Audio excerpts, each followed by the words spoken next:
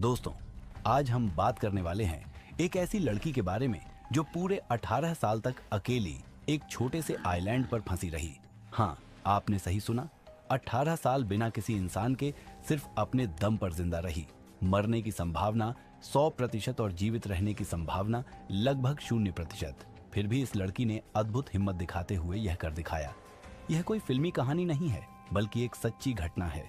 दिन में जलती धूप, रात में कड़ाकेदार ठंड, महीनों तक भूख, चारों तरफ केवल खुला आसमान और समंदर। फिर भी उसने हार नहीं मानी।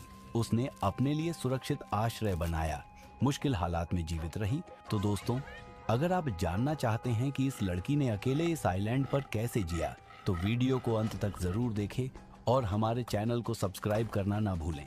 तो चलिए वीडियो को करते हैं स्टार्ट। यह कहानी शुरू होती है 1835 का साल था और कैलिफोर्निया के तट से करीब 100 किलोमीटर दूर सैन निकोलस आइलैंड पर निकोलेनियो जनजाति कई पीढ़ियों से रहती आई थी। उस वक्त इस छोटे से द्वीप पर लगभग 200 से 300 लोग रहते थे। वहां के लोग अपना जीवन पूरी तरह समुद्र और द्वीप के संसाधनों पर निर्भर करते थे। दिन में वे मछली पकड़ते, समुद्री जीवों का शिकार करते और किनारे के जाल और चट्टानों से भोजन जुटाते। कुछ छोटी मोटी फसलें जैसे आलू उगाते। जब कोई बीमार पड़ता तो द्वीप पर उगने वाली जड़ी बूटियों और पारंपरिक तरीकों से इलाज किया जाता। रात आते ही आग जलती और उसके चारों ओर लोग गीत गाते, नृत्य करते और अपने रीति रिवाज निभाते। जन्म से मृत्यु तक का हर काम इसी छोटे द्वीप में होता था। यही उनका पूरा संसार था। पर 1814 में इस शांति भरे जीवन में डरावना मोड़ आया। उस साल अलास्का से आए एलर्ट और रूसी शिकारी द्वीप पर आ गए और वहां के लोगों और उनके संसाधनों पर हमला करने लगे। उनके हमलों में कुछ लोगों को अपने साथ ले गए, कुछ की हत्या कर दी और कुछ को घायल अवस्था में वहीं छोड़ दिया। इस बार की हिंसा और लूटपाट ने निकोलेनियो जनजाति को बहुत कमजोर कर दिया और उनकी संख्या तेजी से घट गई। 1835 तक द्वीप पर केवल लगभग 18 से 20 लोग बचे थे। इसी समय दिसंबर 1835 में एक स्कूनर जहाज जिसका नाम पेसनाडा था, द्वीप के पास आया। जहाज पर आइजक स्पार्क्स सहित कुछ स्थानीय नाविक सवार थे। उनका काम था जो बचे हैं उन्हें सुरक्षित मुख्य भूमि पर पहुंचाना। जुआना मारिया, जो लगभग 31 वर्ष की युवती थी, भी जहाज पर चढ़ने वाली थी। पर उसी बीच उसने देखा कि उसका एक बच्चा या कोई घायल परिवार का सदस्य जहाज तक नहीं पहुंचा। वह उस समय अपने एक बेटे या घायल व्यक्ति को लेने के लिए जहाज से कूदी। कुछ बयानों में कहा गया कि यह बच्चा उसका ही था और वह उसे सुरक्षित लेकर लौटना चाहती थी, जबकि कुछ में कहा गया कि घायल व्यक्ति पहले हमले में घायल हुआ था और वह उसे लेने गई। मरिया लगभग 10 से 15 मिनट तक वापस नहीं आई। इसी बीच मौसम अचानक बिगड़ गया। आसमान में काले बादल छा गए, तेज हवाएं चलने लगी और समुद्र में भयंकर लहरें उठी। नाविकों ने देखा कि यदि और इंतजार किया गया तो जहाज और सभी सवार खतरों में पड़ सकते हैं। सुरक्षा को देखते हुए कप्तान ने आदेश दिया कि जहाज चलाया जाए और प्योर एस नादा द्वीप से रवाना हो गया। जुआना मरिया जहां दौड़कर गई थी, वहीं वह वापस नहीं आई। इस छोटी सी देर ने उसका पूरा जीवन बदल दिया। एक पल पहले वह अपने समुदाय के बीच थी और अगले पल वह अकेली, असुरक्षित और बिना किसी साथी के रह गई। यही वह रात थी जिससे जुआना मरिया का सबसे खतरनाक जीवन अध्याय शुरू हुआ। उसे नहीं पता था कि अब वह पूरा 18 साल अकेली इस छोटे से द्वीप पर बिताएगी। जुआना मरिया अब पूरी तरह से अकेली रह गई थी। उसके चारों ओर सिर्फ खुला आसमान था, दूर दूर तक फैला अनंत समुद्र और बीच में एक छोटा सा टुकड़ा जमीन जो अब उसका पूरा संसार बन चुका था। पहली रात उसने वहीं की एक पुरानी झोपड़ी में गुजार दी। ठंडी हवाओं और लहरों की आवाजों के बीच वह सारी रात बस यही सोचती रही कि अब आगे क्या होगा। सुबह होते ही उसे एहसास हुआ कि जो कुछ भी पहले से यहाँ पड़ा है, टूटे बर्तन, कुछ लकड़ियां और फटे कपड़े, वह कुछ ही दिनों में खत्म हो जाएगा। अब उसे सब कुछ अपने दम पर करना होगा। और यही वह दिन था जब उसकी असली परीक्षा शुरू हुई।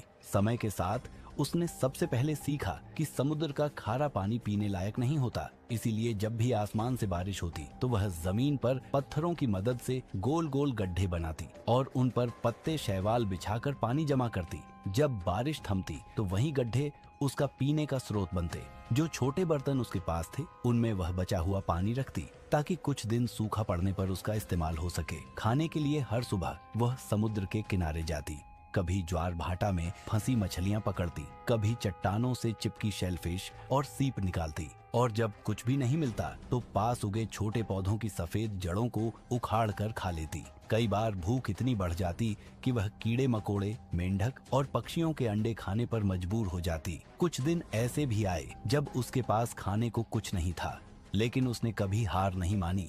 उसकी जिंदगी अब बस एक ही लक्ष्य पर टिकी थी, जिंदा रहना।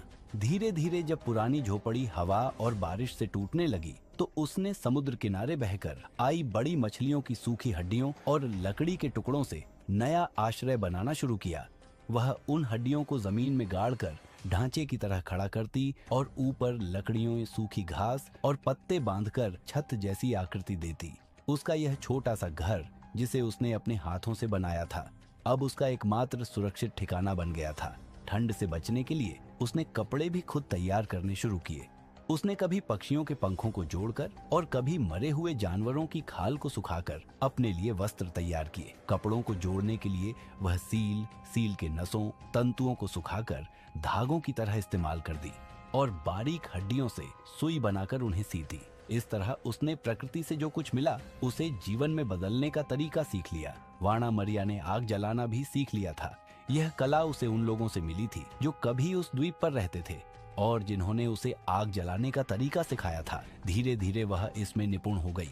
आग जलाना आसान नहीं था, इसके लिए उसे बहुत मेहनत और ताकत लगानी पड़ती थी। इसीलिए वह आग सिर्फ जरूरत के समय ही जलाती थी। जब उसे कोई बड़ा शिकार मिलता, जैसे सील या बड़ी मछली, कभी वह इनका मांस धूप में सुखाकर खाती तो कभी आग जलाकर उसे भून कर खाती। और जब भी आग जलती तो वह उसे बुझने नहीं देती थी, क्योंकि उसे पता था कि इस निर्जन द्वीप पर दोबारा आग जलाना कितना कठिन काम है। समय बीतने के साथ जवाना मरिया ने समुद्र और मौसम के बदलते संकेतों को समझना शुरू कर दिया। उसे अब पता चलने लगा था कि किस समय वार घटेगा, किस दिशा से हवा चलेगी और कब आसमान 12 बजे होगा। वह उसी हिसाब से अपना दिन तय करती। सुबह मौसम का हाल ज्वार देखना, फिर भोजन की खोज में निकलना, दोपहर में अपने आश्रय की मरम्मत और शाम को किनारे बैठकर लहरों को देखना, ताकि मन को कुछ शांति मिल सके। अकेलेपन से बचने के लिए उसने अपने मन को कामों में उलझाए रखा। रोज किसी न किसी चीज का लक्ष्य रखती। यह छोटी छोटी सफलताएं ही उसके जीवन को आगे बढ़ाती रहीं। कभी कभी वह किसी पक्षी से बात करने लगती, कभी समुद्र की लहरों से, मानो वे ही उसके साथी हों। 4 साल बीतते बीतते हुआ मरिया अब एक जीवट महिला बन चुकी थी। उसने शंख और हड्डियों से औजार बनाना सीख लिया, शैवाल और पौधों के तंतुओं से रस्सियां बनाई और अपने आश्रय को पहले से कहीं अधिक मजबूत कर लिया। उसने कई बार किनारे पर बहकर आई वस्तुओं से नए प्रयोग किए, जैसे छोटी हड्डियों से कांटे बनाकर मछलियां पकड़ने की कोशिश या शंख से कटाई करने के औजार तैयार करना। उसकी बनाई चीजें भले ही साधारण थीं, लेकिन जीवन की हर जरूरत पूरी करती थी। धीरे धीरे दिन महीनों में और महीने सालों में बदलते गए। ऐसे करते करते 5 साल बीते, फिर 10 साल और देखते देखते 18 साल गुजर गए। अब ख्वाना मरिया के लिए यह द्वीप ही उसका घर था, समुद्र उसकी आवाज और आसमान उसका साथी। वह अब डरती नहीं थी, उसने प्रकृति को अपना लिया था, उसके हर रूप को समझ लिया था। कभी कभी वह किनारे बैठकर लहरों को देखती और सोचती कि शायद एक दिन कोई जहाज आएगा, पर जब नहीं आता तो वह चुपचाप मुस्कुरा देती, क्योंकि अब उसने खुद को इतना मजबूत बना लिया था कि उसे किसी और की जरूरत नहीं रही। जाना मरिया ने सैन निकोलस आइलैंड पर पूरे 18 साल अकेले गुजार दिए। न कोई साथी, न कोई आवाज, सिर्फ समंदर की लहरें और आसमान का बदलता रंग। वह अब इस द्वीप का हिस्सा बन चुकी थी, जैसे यह जगह ही उसका छोटा सा संसार हो। 1853 में एक अमेरिकी कप्तान जॉर्ज निडेवर नाम का व्यक्ति और उसकी टीम इस द्वीप